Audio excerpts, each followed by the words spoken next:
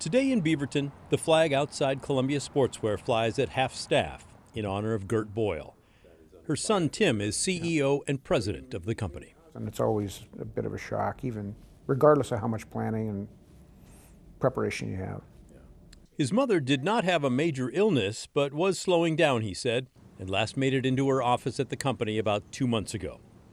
When I interviewed her 4 years ago, Gert Boyle still felt young in spirit. I think of myself, maybe 50 or so, until I get up in the morning and I go, oh my God. No. It's, I don't have any problems aside from getting 2 new hips. And they were broken, so you do something about it. That philosophy served her well in life. Boyle was born in Germany and lived there with her family until the age of 13. Her father owned the largest shirt factory in Germany.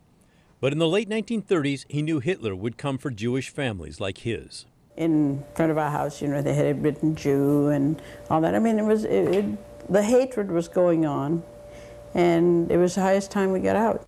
The Boyles moved to Portland, where Gert's uncle already lived. Her father eventually bought a small business making hats. Boyle graduated from Grant High School, then went to the University of Arizona. There, she met her future husband, Neil, under a table at a frat party, both too drunk to stand. Her son, Tim, remembers a youth surrounded by family. The early times with my grandparents and my mom and my dad were just really about, being in a family of immigrants. By the 1950s, the Boyles had 3 kids. Neil became president of the company that Gert's father had started, and Gert lived a happy life as a full-time mom. Then, in 1970, Neil suddenly died from a heart attack. He had just taken out a huge loan for the business, using the family house as a collateral. Gert and Tim had no option but to dive in to try to save the business. A secretary knew a lot more than I did. Everybody else knew more than I did because I didn't know anything. And I'd say, hey, you got to teach me this. And they'd say, well, we're busy. We don't have time.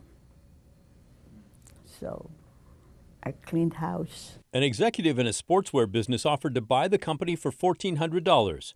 For that price, Boyle said, she'd run it into the ground herself. Tim said they made every mistake possible. Despite that, the business began to grow, and Gert Boyle's toughness became legend. Yes, I mean, she took on the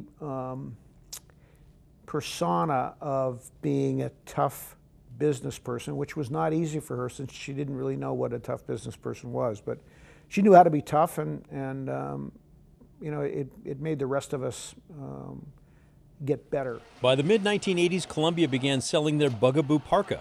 The big sales boost came when Columbia translated the quad concept to ski wear. This is the Bugaboo, and Columbia will sell nearly 200,000 Bugaboos this year. The breakthrough came with a new advertising campaign. Hi, I'm Gert Boyle, Chairman of Columbia Sportswear. My son Tim, our president. It took off at the expense of poor Tim, who really did most of the things we saw in the ads as he proved the toughness of the coats. They were not afraid to be politically incorrect, bashing Florida and angering safe driving advocates, among others. Don't get hung up on the fact that you're a woman. As the company grew, Boyle found herself sometimes dismissed and discriminated against in the corporate world because of her gender.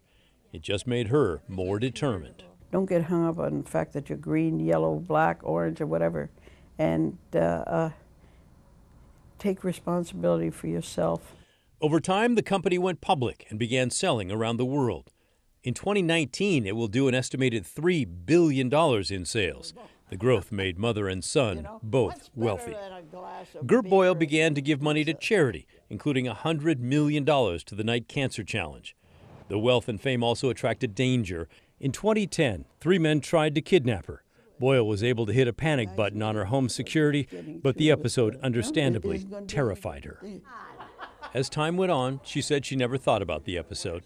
She told our Brenda Braxton just a year ago that she had learned to focus on the good things in life. You better. Yeah.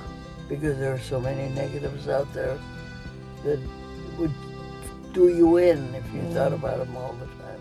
After a lifetime of facing challenges, Gert Boyle cherished every day and was not at all interested in settling down, even at the age of 95. It's an interesting life, and I honestly could not think of myself as staying home